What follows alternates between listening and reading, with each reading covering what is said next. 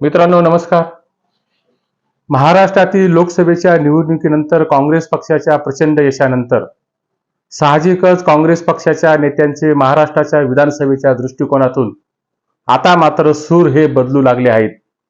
महाविकास आघाडी जागा वाटपाच्या मुद्द्यावर काँग्रेस पक्षच हा मोठा भाऊ असून एक प्रकारे महाविकास आघाडीमध्ये काँग्रेस पक्ष आपल्या वाटेला जास्तीत जास्त जागा खेचून आणण्याचा प्रयत्न हे या ठिकाणी करत असल्याचं स्पष्टपणाने दिसून येत आहेत. यातून मात्र मित्रपक्ष असलेल्या शरद पवारांच्या राष्ट्रवादी काँग्रेस पक्षाला आणि उद्धव बाळासाहेब ठाकरेंच्या शिवसेना पक्षाला हे दोन्ही पक्ष लहान भावांच्या भूमिकेत असून या दोन्ही भूमिकेतून काँग्रेस पक्षाने या दोन्ही मित्रपक्षांना या ठिकाणी आपली बार्गेनिंग पॉवर दाखवून विधानसभेच्या निवडणुकीमध्ये एक प्रकारे जागा वाटपाच्या दृष्टिकोनातून मोठं महाभारत घडणार असे संकेत हे या ठिकाणी स्पष्टपणाने दिसत आहेत. आणि या सर्व संकेतामागे महाराष्ट्राचे प्रभारी असलेले रमेश चेन्नीथाला यांनी मात्र राहुल गांधींचा या भूमिकेला पाठिंबा असल्याचं स्पष्टपणाने सांगितलेलं आहे. एकंदरीत महाराष्ट्राच्या विधानसभेचं पुढचं चित्र हे मात्र मोठ्या रोमांचक अवस्थेत निर्माण झाल्याशिवाय राहणार नाहीत.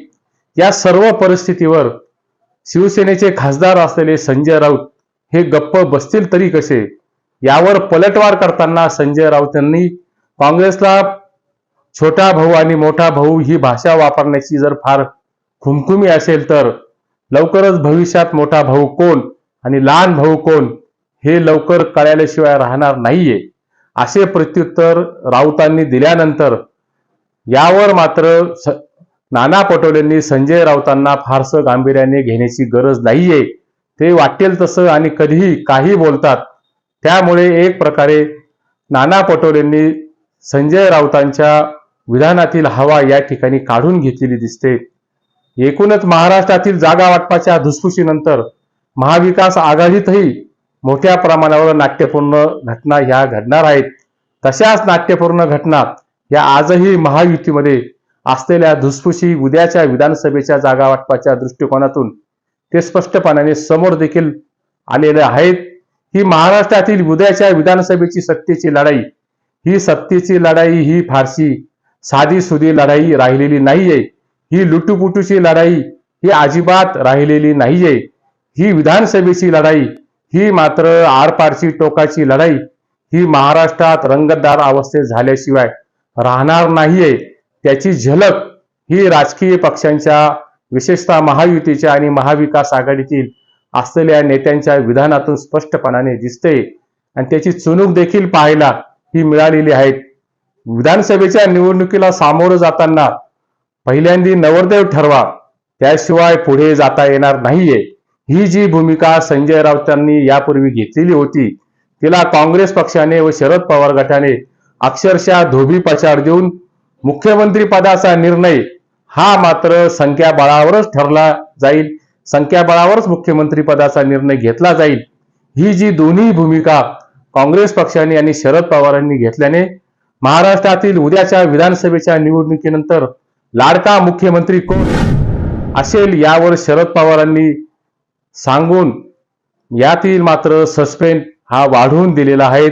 आणि हा सस्पेंड वाढवत असताना राऊतांना संख्याबळाचा फॉर्म्युला सांगून एक प्रकारे राऊतांचे कान हे शरद पवारांनी टोचले असल्याचं आपल्या लक्षात आल्याशिवाय राहत नाहीये.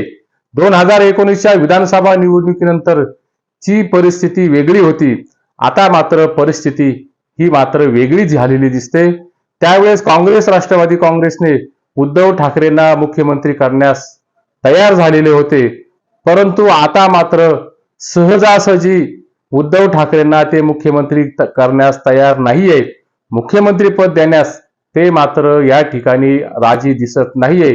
याची जाणीव ही उद्धव ठाकरेंना आल्याने त्या काँग्रेस पक्षाने लोकसभा निवडणुकीत सर्वाधिक जागा जिंकल्याने काँग्रेस पक्षाचे वाढलेले नवीन बळ हे उद्धव ठाकरेंच्या शिवसेनेसाठी अवघड जागेचं दुखणं हे बनलेलं देखील आहेत.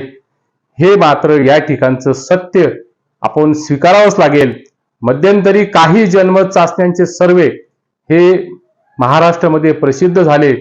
या सर्व्हेमध्ये आणि काही खासगी सर्व्हेमध्ये उभाटा शिवसेनेला सर्वात कमी जागा म्हणजे 4थ्या क्रमांकाच्या जागा या उद्धव ठाकरेंच्या शिवसेनेला मिळेल आणि हा पक्ष मात्र त्याची घसरगुंडी उडेल असे अंदाज हे सर्व्हेच्या असलेल्या पाहणीतून समोर आलेले आहेत. मुळात हा सर्वे किती खरा आणि हा सर्वे किती खोटा हा मात्र या ठिकाणी वादाचा विषय असू शकतो. परंतु या माध्यमातून उद्धव ठाकरेंना मागे खेचण्यासाठी या सर्व प्रसिद्ध झालेला सर्वे हा या ठिकाणी जाणीवपूर्वक सर्वे प्रसिद्ध केलेला आहे. यातून मात्र उद्धव ठाकरेंच्या शिवसेनेचं मनोधैर्य खच्ची करण्यासाठी, उद्धव ठाकरेंचं मागे खेचण्यासाठी हे सर्वे जाणीवपूर्वक प्रसिद्ध करण्यात आल्याचं राजकीय विश्लेषकांचं मत आणि या सर्वेंवर शंका घेण्यात आलेली आहेत. हे मात्र आपल्या लक्षात आल्याशिवाय राहत नाहीये. एखाद्या पक्षाने मुख्यमंत्री पदाचा उमेदवार आधी जाहीर करणे किंवा न जाहीर करणे याचा मात्र जनतेला फारसा फरक पडतो किंवा नाही हा मात्र या ठिकाणी मोठ्या वादाचा आणि मोठ्या कुतूहलाचा विषय असू शकतो.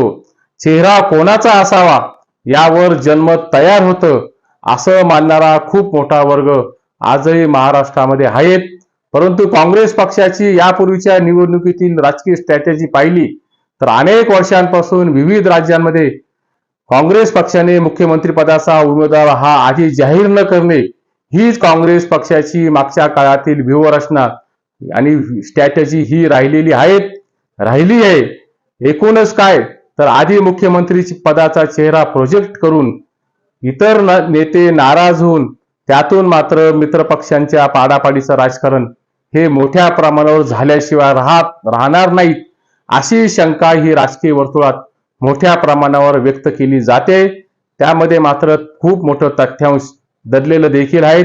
भारतीय जनता पक्षाची भूमिका ही मात्र विधानसभेच्या निवडणुकीतील असलेल्या प्राप्त परिस्थितीवरच अवलंबून असल्याचं आपल्या लक्षात आल्याशिवाय हे राहत नाहीत. ज्या राज्यामध्ये भारतीय जनता पक्षाला प्रतिकूल परिस्थिती आहेत त्या राज्यामध्ये मुख्यमंत्री पदाचा चेहरा कोण याबद्दल आधी घोषणा करायची नाही ही भारतीय जनता पक्षाची रणनीती ही राहिलेली आहे. आणि आज मात्र महाराष्ट्रातील विधानसभेचे रणांगण हे महायुतीच्या दृष्टिकोनातून म्हणजे भारतीय जनता पक्षाच्या दृष्टिकोनातून हे पाहिजे तेवढं सोपं राहिलेलं नाहीये. त्यामुळे विधानसभेचा उद्याचा संभाव्य मुख्यमंत्री ठरवण्यासाठी कमालीची गोपनीयता ही महायुतीकडून आणि भारतीय जनता पक्षाकडून या ठिकाणी पाळली जात आहेत. महायुती राज्यात विधानसभा निवडणूक ही एकनाथ शिंदेच्या नेतृत्वाखाली लढणार. परंतु महायुतीला जर उद्या यश मिळालं तर एकनाथ शिंदेच मुख्यमंत्री पदावर राहतील असं एकही नेता छातीटोपपणाने सांगत नाहीये. आणि देवेंद्र फडणवीस देखील याबाबत ठामपणाने बोलताना दिसत नाहीये. फक्त महायुती एकनाथ शिंदेच्या नेतृत्वाखाली लढणार एवढंच मात्र भारतीय जनता पक्षाच्या नेत्यांकडून हे सांगितलं जातंय. हा फरक आहे तो फरक मात्र लक्षात घ्या. 2019च्या विधानसभा निवडणुकीत भारतीय जनता पक्षाच्या नेत्यांनी देवेंद्र फडणवीस हेच आमचे मुख्यमंत्री पदाचे उमेदवार राहतील असं जाहीर केलेलं होतं. परंतु 2024ला भारतीय जनता पक्षाने हा सावध असा पवित्रा घेतलेला दिसतोय. तो सावध पवित्रा हा शरद पवारांनी देखील घेतलेला दिसतोय. कुठलीही गाजावाजा न करता अनुकूल परिस्थिती येईपर्यंत शांत राहण्याचा शरद पवारांचा स्वभाव हा राहिलेला आहे. त्यामुळे आपल्या वाटेला आलेल्या मतदारसंघामध्ये इलेक्टिव्ह मेरिटची माणसं शोधून प्रसंगी बाहेरून आलेल्या माणसाला उमेदवार म्हणून स्वीकारण्याची तयारी ही शरद पवारांनी एकूणच ही घेतलेली दिसते. 1977 नंतर आणीबाणीनंतर देशात निवडणुका झाल्या. निवडणुकीत कोणत्याही पक्षाला हा नेतृत्वाचा चेहरा नव्हता आणि नेतृत्व हे पुढे केलेलं देखील नव्हतं. परंतु या निवडणुकीमध्ये म्हणजे 1977च्या निवडणुकीमध्ये जयप्रकाश नारायण यांनी सर्व विरोधी पक्षांना एकत्रित येण्याचं आव्हान केलेलं होतं.